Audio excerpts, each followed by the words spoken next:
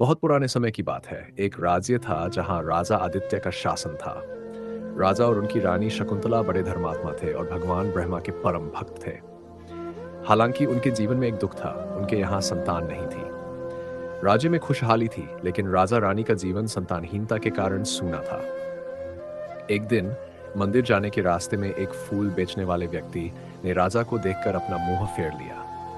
राजा को यह बात खटकी और उन्होंने उसे दरबार में बुलवाया। जब उस व्यक्ति से इस बारे में पूछा गया, तो उसने साफ कहा, राजन, आपकी संतानहीनता हमारे लिए अपशकुन मानी जाती है, इसलिए मैंने अपना मुंह फेर लिया था।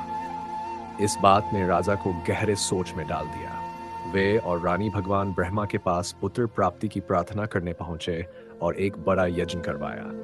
यज्ञ के बाद भी कोई संतान नहीं हुई। राजा निराश थे, लेकिन एक दिन महल के बाहर एक संत आए। उन्होंने राजा से कहा, राजन, आपके पिछले जन्मों के कर्मों के कारण आप पर 7 जन्मों तक संतान न होने का श्राप है, लेकिन मैं उस श्राप को समाप्त कर सकता हूँ। संत ने राजा को कुछ चावल दिए और कहा, इनसे खीर बनाकर खाओ, तुम्हें पुत्र प्राप्त होगा, पर ध्यान रखना, उस पुत्र की आयु केवल 20 वर्ष होगी।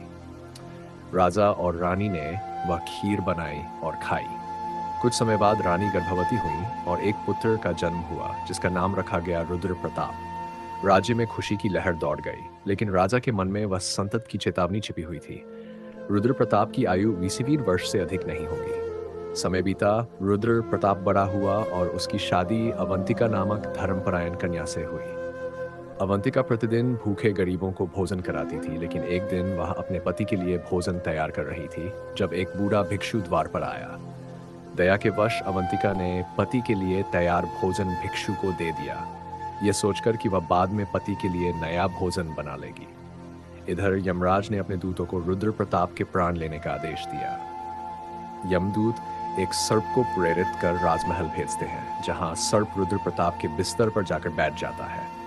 जैसे ही रुद्र प्रताप अपने कक्ष की ओर बढ़ता है, वहीं दूसरी ओर उस भिक्षु की बेटी, जिसने 3 दिनों से कुछ नहीं खाया था, अवंतिका का दिया हुआ भोजन खाती है। जैसे ही उसका पेट तृप्त होता है, उसकी आत्मा से अवंतिका के लिए आशीर्वाद निकलता है, जिसने मुझे भोजन दिया है उसका सुहाग अमर हो जाए।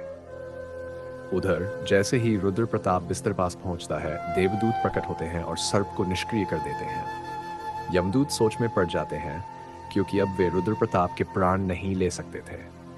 देवदूत यमदूतों से कहते हैं, जब श्राप सच हो सकता है, तो आशीर्वाद भी सत्य हो सकता है। अवंतिका के दान और भिक्षुक की बेटी के आशीर्वाद ने रुद्र प्रताप की मृत्यु को टाल दिया था। इस चमत्कार से यमदूतों को खाली हाथ लौटना पड़ा। राजा आदित्य को यह समझ आया कि कर्म और धर्म से भी बड़ा कोई आशीर्वाद हो सकता नहीं था। रुद्र प्रताप का जीवन बच गया और राज्य में सुख शांति बनी रही। इस कहानी से हमें यह सीख मिलती है कि सही समय पर किया गया छोटा सा दान भी जीवन को बदल सकता है।